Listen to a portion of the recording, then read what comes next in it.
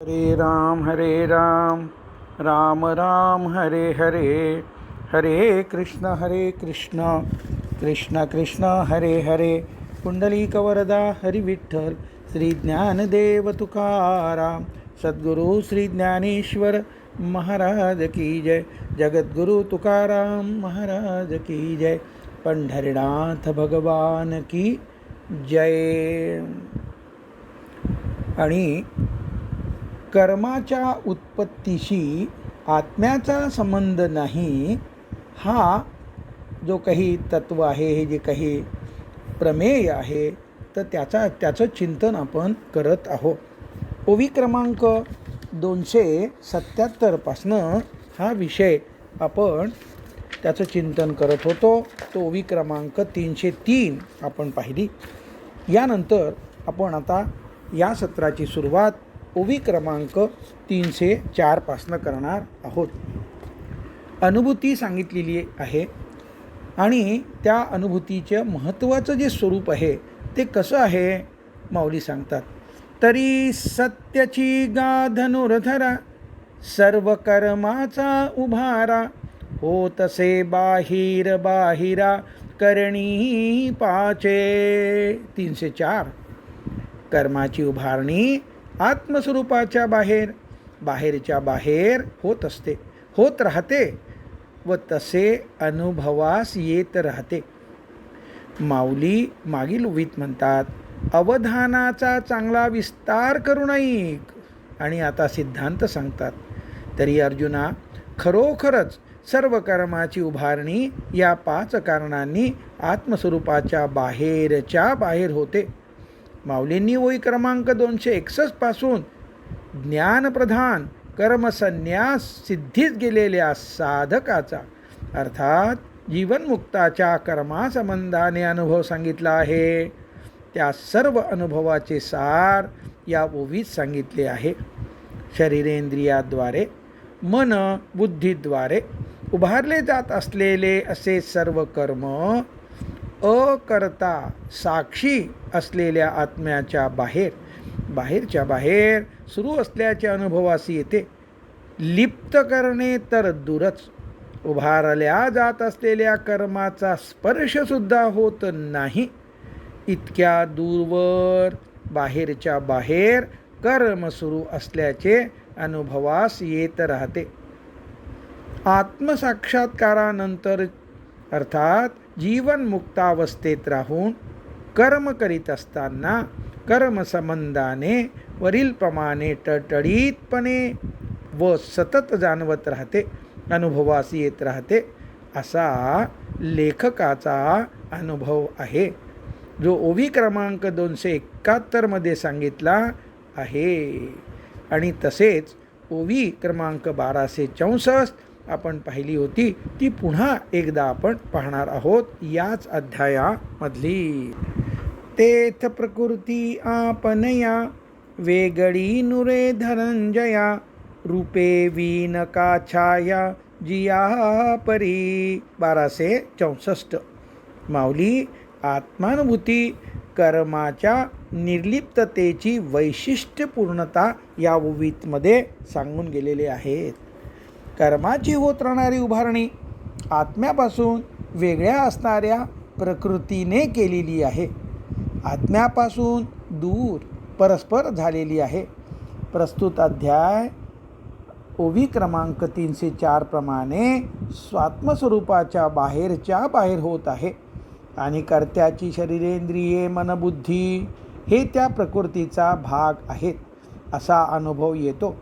प्रकृती दूर आहे, भिन्न आहे, पण किती दूर व अनुभव कसा येतो, या अनुभवाच्या समर्पक वर्णनासाठी माऊली शरीर व छाया हा दृष्टांत देतात।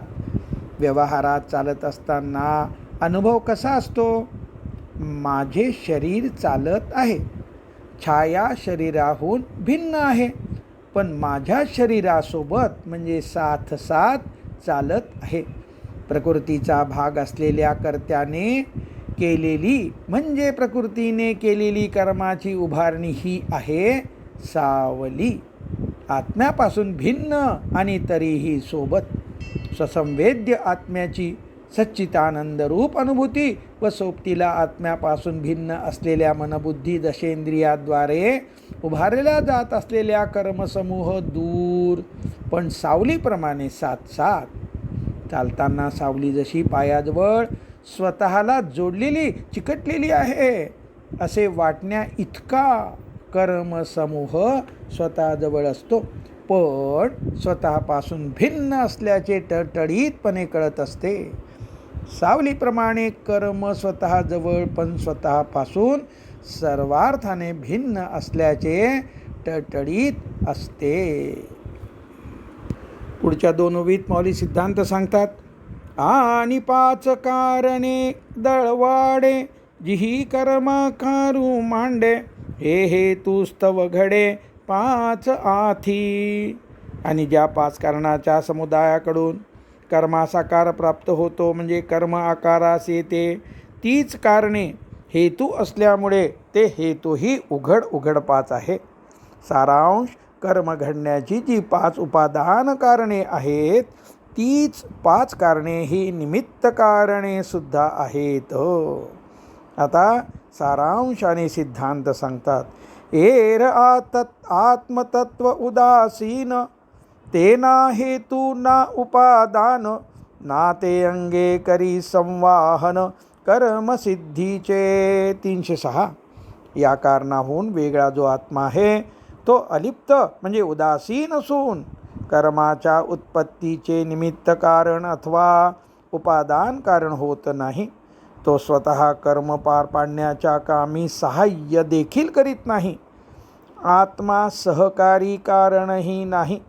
उदाहरणार्थ, घटाच्या उत्पत्तीसाठी माती हे उपादान कारण व कुंभार चाक हे निमित्त कारण असते. तेथ शुभाशुभी अंशी निफजती कर्मे ऐसी, राती दिवो आकाशी जिया परी. 307. ज्याप्रमाणे रात्र आणि दिवस यांचा आकाशाची संबंध नसूनही ती आकाशात उत्पन्न होतात, त्याप्रमाणे आत्म्याच्या अधिष्ठानावर शुभाशुभ पापपुण्य अशा प्रकारची कर्मे आत्म्याशी संबंध नसूनही उत्पन्न होतात. तो यतेज धुमु यया वायुसी संगमु, झालिया योग अभ्रागमु व्योमते नेने. 308.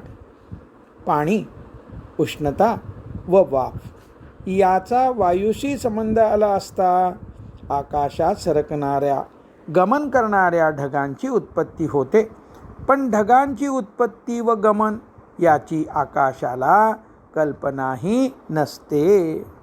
नाना काष्टी नाव मिळे, ते नावडे निचळे, चालवी जे अनिळे उदकते साक्षी. अनेक लाकडांची नाव तयार होते व ती नाव नावाड्याकडून म्हणजे समुद्रामध्ये अर्थात तलावामध्ये पुढे ढकलली जाते. शिडाद्वारे वाऱ्याकडून चालवी जाते, पण या व्यवहारात पाणी हे केवळ साक्षी असते. चालवी जे अनिळे उदकते साक्षी. का कवणे के पिंडे, वेचिता अवतरे भांडे, मग भवंडी जे दंडे भ्रमे चक्र. 310. मातीचा गोळा चाकावर ठेवून दांड्याने चाक फिरवल्यावर फिरणाऱ्या चाकामुळे गोळ्याचे माती पण जाऊन भांडे तयार होते. सारांशाने सिद्धांत सांगतात तो असा. आणि कर्तृत्व कुलालाचे, तेथ काय ते पृथ्वी येचे, आधारा वासो निवेचे विचारी पा. 311. आणि या सर्व क्रिया कुंभार करतो. आता या चिखलाच्या गोळ्याचे भांडे बनविण्यात एका सामान्य आधाराशिवाय पृथ्वीचे काय खर्च होते? अर्थात पृथ्वीचे काही जात नाही, पृथ्वीवर काही परिणाम होत नाही. या दृष्टांतावरून पुढील प्रमाणे लक्षात घ्यावे. ओवी म्हणजे शब्द चिदाकाशात येतात म्हणून तर अर्थ कळतो, पण चिदाकाश लिप्त होतं का? तर नाही. अधिष्ठानभूत अस्तित्व आहे म्हणून तर व्यवहार संभवतो. पण अधिष्ठान लिप्त होतं का? तर अर्थात नाही. हेही असो लोकाचिया, रहाटी होता आगविया, कोण काम सवितया अंगा आले. 312. सूर्याच्या उदयाने लोकांचे सर्व व्यवहार होत असताना सूर्याकडे कोणत्या कामाचे प्रत्यक्ष कर्तृत्व आले? अर्थात कोणत्याही कामाचे प्रत्यक्ष कुठलंही कर्तृत्व आलेलं नाही. सिद्धांत सांगतात, तैसे पाच हेतू मिळणी, पाचेची इही करणी, की जे कर्मलतांची लावणी आत्मा सिना. 313. याप्रमाणे ही 5 उपादान कारणे त्यांच्या निमित्त कारणासह एकत्र येण्याने कर्मरूपी वेलीची लावणी म्हणजे पेरणी व उगवणी केली जाते. आत्मा त्या कारणाहून व क्रियेहून निराळा आहे, भिन्न आहे, वेगळा आहे. आता तेची वेगळाली, पाचही विवंचू गाभली, तू कोणी घेतली मोतिये जैसी. 314. मोत्याचे तंतोतन वजन करून घ्यावे, त्याप्रमाणे ही 5 कारणे आता तुला अगदी बारकाईने म्हणजे विवेचन करून फोड करून सांगतो. आता महत्त्वाचा सिद्धांत, कर्म उभारणारी 5 उपादान कारणे या श्लोक क्रमांक 14 मध्ये भगवंतानी अर्जुनाला सांगितली आहेत. अधिष्ठान तथा कर्ता करणंच पृथ्विग्धम, विविधास्त पृथक् चेष्टा दैवम चैवात्र पंचमम. अध्याय 18 श्लोक 14. अर्थ, कर्म पूर्ण होण्यासाठी अधिष्ठान म्हणजे शरीर, कर्ता म्हणजे जीव, अनेक प्रकारचे करण अर्थात अवजारे, जसे श्रोतादी पंचज्ञानेंद्रिये, हस्तपादादी पंचकर्मेंद्रिये, मन, बुद्धी, चित्त, अहंकार, अंतःकरण इत्यादी विविध प्रकारच्या वेगवेगळ्या क्रिया, प्रत्येक इंद्रियाद्वारे केल्या जाणाऱ्या क्रिया, प्राणशक्तीमुळे क्रियाशक्तीमुळे होणाऱ्या क्रिया, आणि 5वे कारण म्हणजे दैव, अनुग्राहक देवता, अधिष्ठात्री देवता आहे. ही 5 कारणे उपादान कारणे आहे, जसे माती घटाचे उपादान कारण आहे. आता थोडंसं चिंतन या निमित्तानं करणं आवश्यक आहे. सर्व कर्माच्या उभारणीसाठी पहिले उपादान कारण आहे अधिष्ठान असलेले शरीर. इच्छा, द्वेष, सुख, दुःख, ज्ञान इत्यादीच्या अभिव्यक्तीसाठी शरीर हे आश्रय, आधार, ठिकाण असते. म्हणून शरीरास अधिष्ठान म्हटले आहे. हे झालं पहिलं कारण. दुसरे उपादान कारण आहे कर्ता, अर्थात द्रष्टा, ज्ञाता, कर्ता, भोक्ता इत्यादी उपाधींनी युक्त असलेला जीव. तिसरे उपादान कारण आहे करण, अर्थात दशेंद्रिये व अंतःकरण ही अवजारे. चौथे उपादान कारण आहे प्राणशक्तीद्वारे म्हणजे क्रियाशक्तीद्वारे विविध इंद्रिये अंतःकरणाकडून केल्या जाणाऱ्या क्रिया. 5वे उपादान कारण भगवंतांनी सांगितले आहे दैव, ज्यास स्पष्ट करताना माऊलींनी अधिष्ठात्री देवता. ओवी क्रमांक 349 मध्ये हा विषय स्पष्ट झाला आहे. आपण पाहूया. याच अध्यायातली ओवी क्रमांक 349 पुढे येणारच आहे, परंतु हा विषय समजून घेण्याकरता आपण त्याचं वाचन आणि अर्थ समजून घेऊया. इंद्रिय प्रौढी मंडळा शृंगारू एकुची निर्मळा, जई अधिष्ठात्रिया कामेळा देवतांचा जो. 349. प्रत्येक इंद्रियासाठी त्या त्या इंद्रियाशी संबंधित म्हणजे अधिष्ठात्री अशी प्रत्येकी एक देवता असते. ही अधिष्ठात्री देवता वरील 5 ओव्यामधील विविध दृष्टांतात दर्शविल्याप्रमाणे तिच्याशी संबंधित असलेल्या इंद्रियासाठी शुद्ध म्हणजे निर्मळ, शृंगार म्हणजे शोभा, ऐश्वर, अलंकार, वैभव इत्यादी असते. अशा प्रकारे सुदृढ इंद्रिय मंडळासाठी शृंगारणारा अधिष्ठाती देवतांचा मेळावा म्हणजे संघ प्रकृतीद्वारे उपलब्ध असतो. माऊलींनी हे स्पष्ट केलेलं आहे.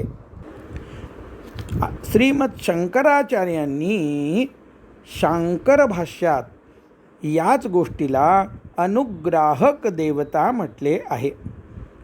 कोणत्याही इंद्रियाद्वारे कर्माची उभारणी होण्यासाठी त्या इंद्रियाशी संबंधित अनुग्राहक देवतेचे, अधिष्ठात्री देवतेचे असणे हे 5वे उपादान कारण आहे. कोणत्याही कर्माच्या उभारणीसाठी आवश्यक असणाऱ्या या 5पैकी पहिली 4 उपादान कारणे व्यष्टी स्तरावरील असून 5वे उपादान कारण समष्टी स्तरावरील आहे. त्यामुळे पहिल्या 4 उपादान कारणाची आवश्यकता सहजतेने लक्षात येते. 5व्या उपादान कारणाची म्हणजे अधिष्ठात्री देवतेची आवश्यकता समजण्यासाठी त्या 5ही उपादानांना 1 ते 5 असे अनुक्रमांक देऊन कर्म उभारणीचे एक उदाहरण पुढील प्रमाणे लक्षात घ्यावे. 1. शरीरधारी व्यक्तीच्या मनामध्ये एक इच्छा येणे. आपण चांगली इच्छा मनामध्ये धरूया. काय करूया? श्री ज्ञानेश्वरी वाचन ही इच्छा मनात धरली. आता 2. त्या इच्छेने प्रेरित झालेल्या एका कर्त्याचे असणे म्हणजे कोणीतरी इच्छा प्रगट करायला हवी. 3. वाचण्यासाठी डोळे व या इंद्रियाचे असणे. डोळे असल्याशिवाय वाचता येणार नाही. 4. डोळ्यांची वाचनासाठी हालचाल क्रिया होणे म्हणजे डोळे नुसते असून चालणार नाही, ते कार्यरतसुद्धा हवेत. 5. डोळ्याशी संबंधित अधिष्ठात्री अनुग्राहक देवतेचे अर्थात सूर्य या देवतेचे पाठबळ असणे.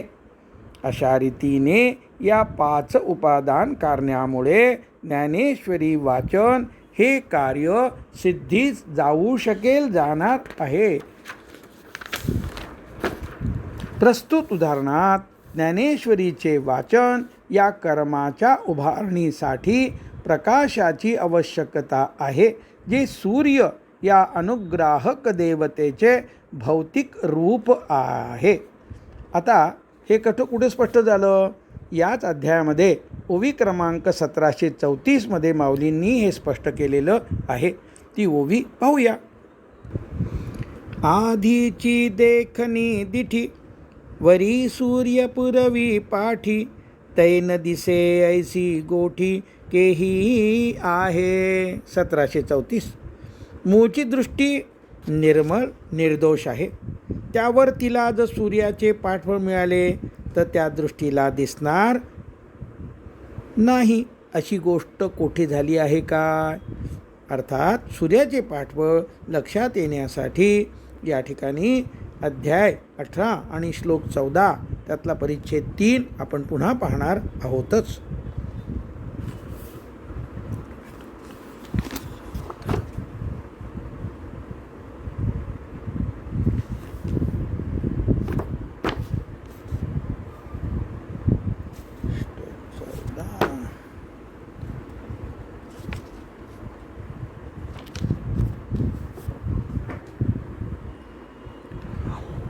पुन्हा तेच रे. अधिष्ठानं यथा तथा करता करणंच पृथ्वीग्धं विविधाष्ट पृथक् चेष्टा दैवं चैवात्र पंचमम. याच श्लोकावर आपली चर्चा सुरू आहे. सारांश: डोळ्याची अधिष्ठात्री देवता सूर्य. आता पहिले उदाहरण हे नेत्र या इंद्रियाचे पाहिले, त्यात सूर्य ही अधिष्ठात्री देवता आहे. आता दुसरे उदाहरण मन. या इंद्रियाचे व मनाद्वारे सुरू असलेल्या क्रियांचे पुढील प्रमाणे मन आहे. पण मनाला चंद्र या देवताचे पाठबळ नसेल तर व्यक्ती भ्रमित असलेली किंवा वेडी असणार. इंग्लिशमध्ये वेडा, पागल हा शब्द चंद्रावरून आलेला आहे.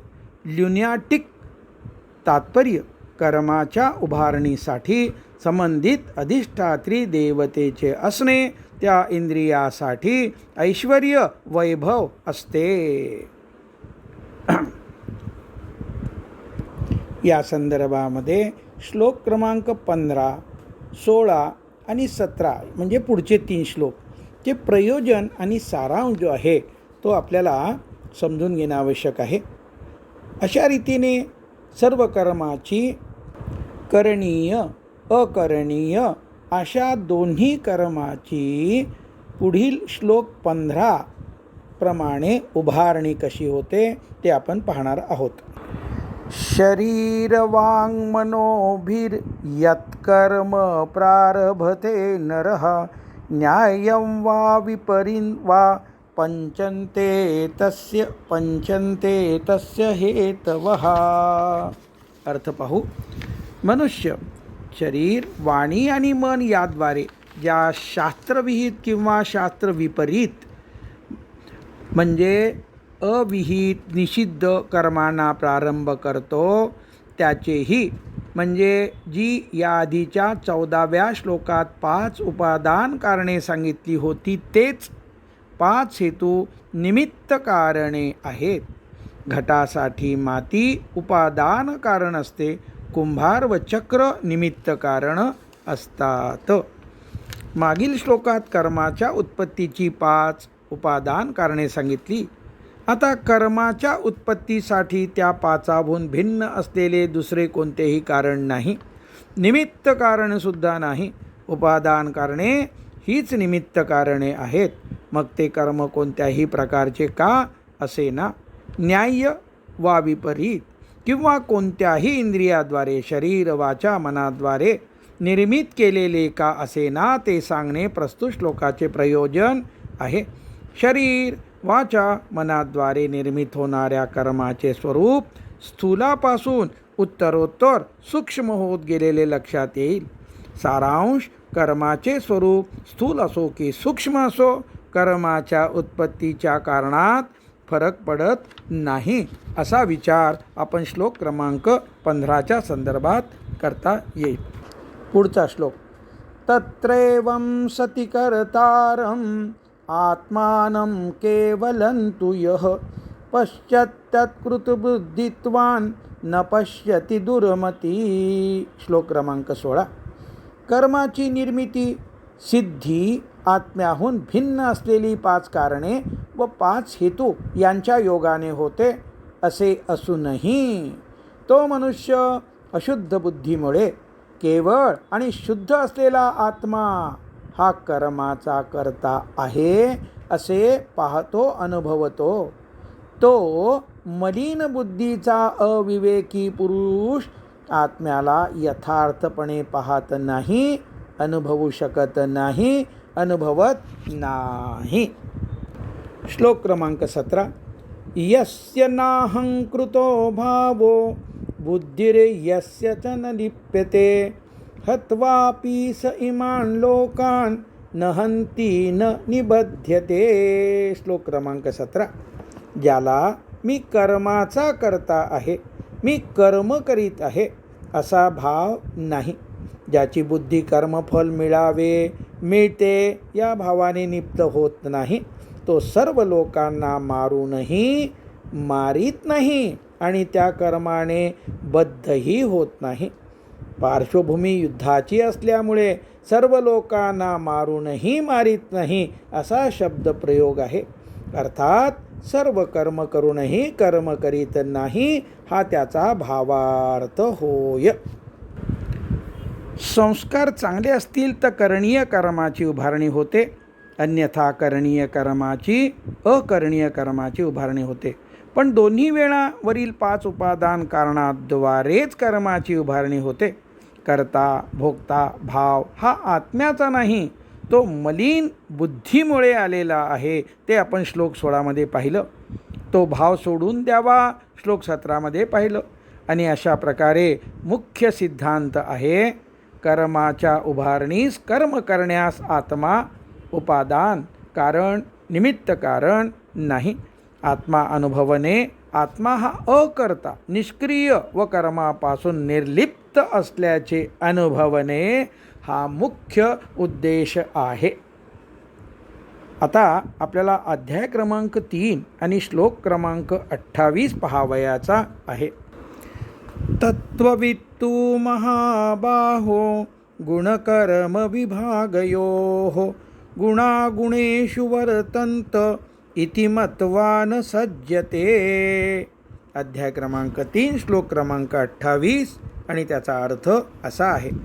हे महाबाहो अर्जुना, गुणविभाग म्हणजे प्रकृती निर्मित त्रिगुणात्मक असलेला ज्ञानेंद्रिये, कर्मेंद्रिये, मन, बुद्धी, अहंकार, पंचमहाभूते व त्यांचे विषय हा समुदाय व त्यांच्या परस्पराशी होणाऱ्या क्रिया हा कर्मविभाग यांच्यापासून आत्मा भिन्न आहे. गुणकर्म आत्मा यांना तत्वाने जाणणारा, तिघांचे यथार्थ स्वरूप जाणणारा जो तत्ववेत्ता आहे तो संपूर्णतः गुणच गुणात वर्तंत आहेत. इंद्रियादी रूप गुण हे विषयरूप गुणामध्ये क्रीडा करीत आहेत. अर्थात आत्म्याच्या बाहेर परस्पर इंद्रिये, मन, बुद्धी यांच्या त्यांच्या विषयात वावरत आहेत असे जाणून घेत राहून त्यात अडकत नाही. अहंकाराद्वारे आसक्त होत नाही. देहेंद्रिये व कर्माशी मी व माझेपणाने तरतूद होत नाही. अर्थात सर्व क्रियांचा साक्षी होऊन राहतो. आता अध्याय क्रमांक 5 मधील श्लोक क्रमांक 8-9 हे आपण पाहून त्याचा अर्थ एकत्र पाहणार आहोत. नैव किंचित करोमीति युक्तो मन्येत तत्त्ववित् पश्यन् शृण्वन् पृशन् जिघ्नन् अश्नन् गच्छन् स्वपन् स्वचन् प्रलपन् विसृजन् गृह्णन् उन्मिषन् निमिषन्नपि इंद्रियार्थेषु वर्तन्त इति धारयन्. तत्ववेत्याने म्हणजे तत्वज्ञाने पाहताना, ऐकताना, स्पर्श करताना, वास घेताना, खाताना अर्थात पंच ज्ञानेंद्रियाच्या क्रिया करत असताना, चालताना, घेत असताना, बोलताना, मलमूत्राचा त्याग करताना अर्थात कर्मेंद्रियाच्या क्रिया करताना, स्वप्न पाहताना म्हणजे अंतःकरणाची क्रिया करताना, श्वसन व पापण्या उघडताना, मिटताना म्हणजे प्राणांच्या क्रिया घडत असताना सर्व इंद्रिये आपापल्या विषयात वावरत आहेत, वर्तन करीत आहे व मी स्वतः काहीही करत नाही या धारणेत राहावे. त्याप्रमाणे गुणागुणेषु वर्तन्ते आणि इंद्रियाणि इंद्रियार्थेषु वर्तन्ते हे अनुभवणे हा उद्देश आहे. त्यासाठी कर्माची उभारणी कशी होते ते या श्लोकात व पुढील 40 वयामध्ये विस्ताराने माऊलींनी सांगितले आहे. तरी मुख्य उद्देश डोळ्यासमोर ठेवून पुढील ओव्यामधील ज्ञानाचे ग्रहण करावे. आता माऊली सिद्धांत सांगतात. तैसी यथा लक्षणे आईके कर्म कारणे तरी देह हे मी म्हणे पहिले येथ. त्या कर्माची कारणे त्यांच्या त्यांच्या लक्षणात धरून सांगतो. ऐक. आता या 5 कारणापैकी देह हे पहिले कारण आहे असे मी म्हणजे अर्जुनाला सांगणारे भगवंत म्हणतात. यया ते अधिष्ठान ऐसे म्हणजे ते याची उद्देशे जे स्वभोग्येसी वसे भोगता येथ. 316. या देहाला अधिष्ठान असे म्हणतात. याचे प्रयोजन म्हणजे कारण एवढेच की भोगता म्हणजे जीव आपल्या सुखदुःखादी भोगासह या देहात राहतो. इंद्रियाच्या दाहे हाती जाचो निया दिवो राती सुखदुःखे प्रकृती जोडी जती जिये. रात्रंदिवस श्रम करून ज्ञानेंद्रिय व कर्मेंद्रिय रूपी 10 हातांनी रात्रंदिवस कष्ट सोसून जी सुखदुःखे प्रकृतीकडून मिळविली जातात ती भोगावया पुरुखा आन ठावोची नाही देखा मनोनी अधिष्ठान भाखा बोलिजे देह. ती सुखदुःखे भोगण्याकरता देहाशिवाय जीवाला दुसरे स्थानच नाही, म्हणून देहास अधिष्ठान या शब्दाने बोलले जाते. हे 24 तत्वांचे कुटुंब घर वस्तीचे तुटे बंध मोक्षाचे गुंथाडे येथ. 319 काय म्हणतात? बंध मोक्षाचा गुंता मनुष्य शरीरातच उलगडतो. 24 तत्वांच्या म्हणजे प्रकृती, महतत्व, अहंकार, पंचतन्मात्रा, पंचमहाभूते, पंचज्ञानेंद्रिये, पंचकर्मेंद्रिये आणि मन यांच्या कुटुंबाचे राहण्याचे घर हा देह आणि या देहात बंधमोक्षाची गुंतागुंत उलगडली जाते. त्यामुळे दुःखाची आत्यंतिक निवृत्ती होते आणि नित्य निरतशीय अशी आत्म्याच्या आनंदाची प्राप्ती होते. आत्मा प्रत्येक व्यक्तीत मी करता नसताना, नित्यमुक्त असताना मी तशा प्रकारे अनुभवास न येता अविद्येच्या आवरणाने येणाऱ्या देहतादात्म्यामुळे मी करता, मी द्रष्टा, ज्ञाता, भोक्ता इत्यादी असल्याचे अनुभवास येणे, अशा बंधाची निर्मिती होणे ही बंधमोक्षाची गुंतागुंत मानवी शरीरातच उलगडते. सारांश: आत्मा अनुभवास न येता करता, भोक्ता इत्यादी उपाधींनी आवृत्त झालेला जीव अनुभवास येतो. मोक्ष अनुभवास न येता बंध अनुभवास येतो. ही गुंतागुंत फक्त मनुष्य देहातच सुटते. देहाला अधिष्ठान म्हणण्याचे हे प्रमुख कारण आहे.